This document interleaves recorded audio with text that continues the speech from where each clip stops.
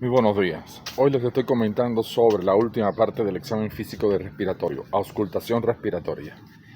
Tenemos en cuenta cuando vamos a auscultar el murmullo vesicular. El murmullo vesicular puede ser estar normal, conservado, o estar disminuido o abolido. El murmullo vesicular lo vamos a examinar de forma simétrica.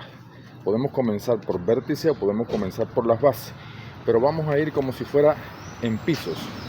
De un lado al otro, bajo, vuelvo al otro lado, bajo, vuelvo al otro lado, de manera tal que no haya ningún cuadrante que se me pueda quedar. En segundo lugar, vamos a auscultar la presencia de estertores. Los estertores pueden ser secos y húmedos. Los estertores secos son los roncos y sibilantes, y los estertores húmedos son los crepitantes y subcrepitantes.